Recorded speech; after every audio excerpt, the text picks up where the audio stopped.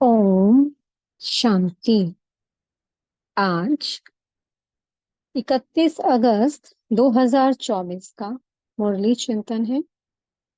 आज मीठे बाप दादा जी ने कहा है, मीठे बच्चे, याद के साथ साथ पढ़ाई पर भी पूरा ध्यान देना है।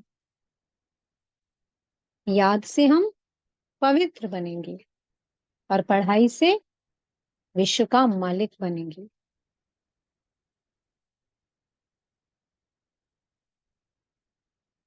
मीठे बाबा ने कहा है कि बच्चों, अब आप क्या बनने जा रहे हो?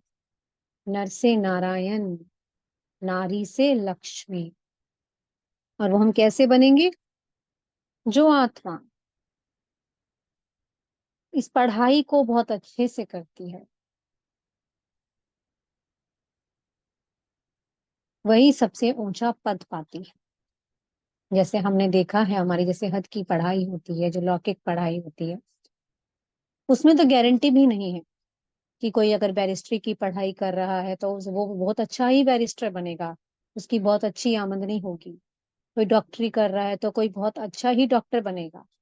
ये कोई जरूरी नहीं है कि उसे बहुत ऊंची पोस्ट मिलेगी, उसकी अच्छी इनकम होगी। लेकिन यहाँ पर कौन पढ़ा रहा है? यहाँ पर स्वयं भगवान पढ़ा रहा है। तो जब खुद भगवान हमें पढ़ा रहा है तो इस बात का ही हमें कितना नशा होना चाहिए। बाबा कहते हैं कितनी खुशी होनी चाहिए। खुद भगवान हमें पढ़ा रहा है तो उस पढ़ाई को हमें कितना अच्छे से पढ़ना चाहिए, बिल्कुल सीरियसली होकर पढ़ना चाहिए। भगवान क्या कहते हैं? स्वयं को आत्मा समझ, मुझे एक परमात्मा को याद करो। स्वदर्शन चक्रधारी है, जो आत्मा जितना अधिक स्वदर्शन चक्र को फिराती है, वो चक्रवर्ती महाराजा महारानी बनती है।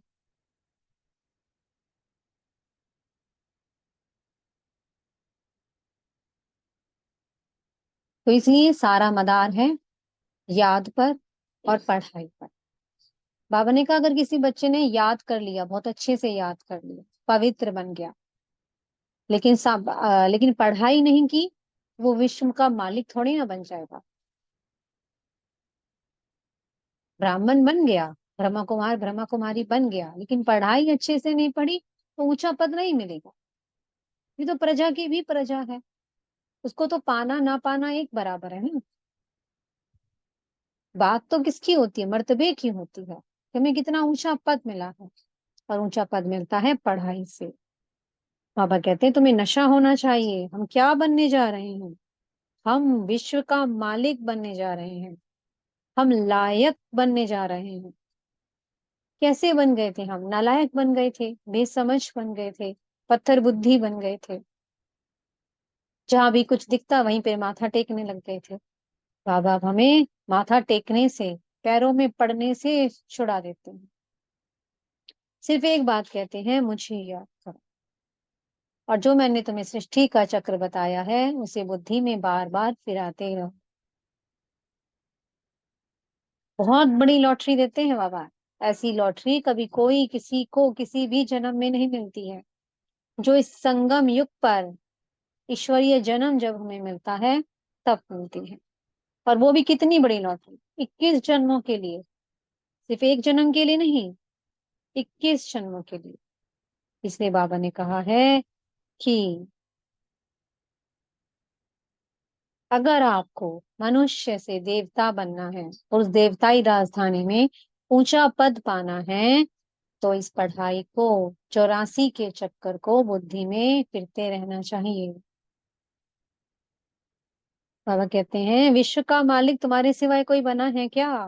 क्रिश्चियन बहुत कोशिश करते हैं कि हम विश्व का मालिक बन जाएं। इस समय देखो ना, रूस अमेरिका कितनी ऊंची पावर्स बने हुए हैं। लेकिन बाबा कहते हैं लो नहीं कहता कि वो विश्व का मालिक बने। जब स्वयं भगवान जिसको पढ़ाए, जब बच्चे बाप के बन जाएं, तो वही तो विश्व के मालिक बनने के अधिकारी हैं। कि जब भगवान इस धरा पर आया और जिन बच्चों ने उसे पहचान लिया, उसे बाबा कह करके पुकारा और बच्चा बाप के गले लग गया, तो वही बच्चे विश्व के मालिक बनने के हकदार हैं। तो इसलिए बाबा कहते हैं अगर आपको स्वर्ग की बादशाही लेनी है जो माया ने आपसे छीन ली, तब आपको इसलिए माँ में कम याद करो, सिर्फ और सिर्फ एक परमात्मा को याद करो और इस पढ़ाई को अच्छे से करो। पढ़ाई में भी कई हैं, कोई स्कॉलरशिप लेने वाले हैं, फर्स्ट डिवीजन वाले हैं, सेकंड वाले हैं, थर्ड वाले भी हैं, लेकिन वैल्यू किसकी है? स्कॉलरशिप लेने वालों की। तो स्कॉलरशिप किसको मिलती है? जो इस धन से, बच्चों से, परिवार से, संबंध संपर्क से, ध्येय से, सबसे ममत्व निकाल देते हैं। बाबा कहते हैं आप क्या बनने जा रहे हो? संपूर्ण निर्विकारी देवता। तो किसी भी प्रकार का कोई विकार नहीं होना चाहिए। इसके लिए क्या कहते हैं? मनुष्य बंदर बन पड़े हैं। तो बाबा जब आते हैं तो क्या बनाते हैं? हमें मनुष्य से देवता बनाते हैं। रावण ने क्या बना दिया? हमें बंदर बना दिया। और जब भगवान आया तो हमें क्या बना रहा है? वो देवता बना रहा है। इसलिए बाबा ने कहा है सब चीजों से ममत निकाल दो, सिर्फ एक मुझे याद करो। जो सिर्फ एक मुझे याद करेगा और इस पढ़ाई को पढ़ेगा, वही विश्व का मालिक बनने का हकदार है। बाबा कहते हैं अब साहूकारों के पास कितना धन है, उनकी बुद्धि उसी धन में फंसी रहती है। कारखाने हैं, लेना देना है, महल है, माड़ियां हैं। बाबा कहते हैं उनमें इतना नशा रहता है तो वो बाबा से कैसे पढ़ाई करें? बाबा कहते हैं नहीं, बाबा है गरीब निवास, गरीबों को ही साहूकार बनाता है।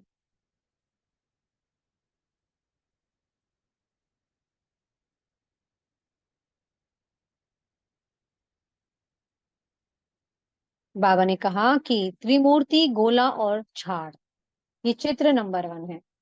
जब शिव बाबा आए ब्रह्मा तन में तो सबसे पहले उन्होंने यही चित्र बनवाए। बाबा कहते हैं यही चित्र आगे जाकर के काम आने हैं। अगर आप फॉरेन कंट्रीज में जाओ, वहां लक्ष्मी नारायण का चित्र दिखाओ, तो कहते हैं वहां कोई काम का नहीं है, क्योंकि वहां पर लक्ष्मी नारायण की पूजा नहीं होती ना। वहां पर कौन से चित्र काम आएंगे?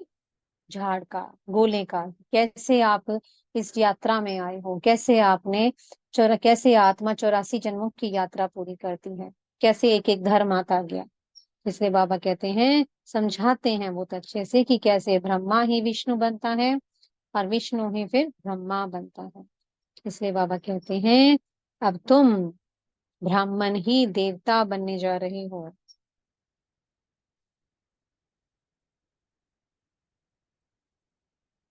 नशा रहना चाहिए।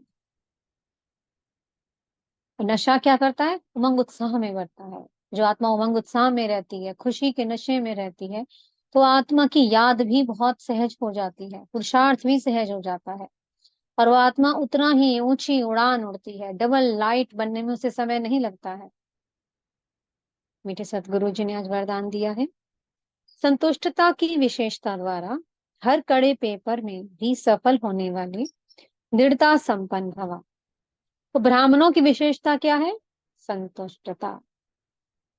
कोई आत्मा कैसा पार्ट प्ले कर रही है, कैसा नहीं कर रही है, कोई हमारे साथ कैसा व्यवहार कर रहा है, कैसा नहीं कर रहा है, कोई हमारी ग्लानि कर रहा है, कोई स्तुति कर रहा है, हमारे ऊपर किसी बात का कोई प्रभाव ना पड़े, हम कैसे रहें? संतुष्ट रहें।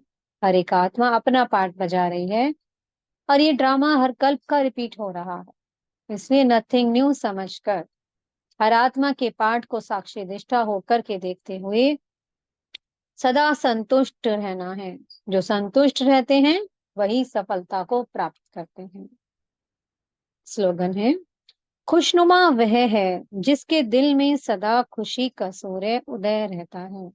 जो आत्मा सदा प्रफुल्लित रहती है, सदा खुशी में रहती है, बाबा मिलन के गीत गाती रहती है कि मुझको बाबा मिल गया, पाना था सो जो पा लिया, और क्या बाकी रहा, मेरा बाबा आ गया, मुझे बाबा मिल गया। जिस आत्मा के मन में ऐसी खुशी के गीत गुनगुनाती रहती है जो आत्मा, वही आत्मा सदा खुशनुमा भी खुद रहती है और दूसरों में वो आत्मा खुशियां बांटती भी है। तो इसलिए हमेशा हमें परमात्मा मिलन के खुशी के नशे में रहना है। ओम शांति। बहुत बहुत शुक्रिया। प्यारे प्यारे हमारे मीठे मीठे बाप दादा जी का। ओम शांति।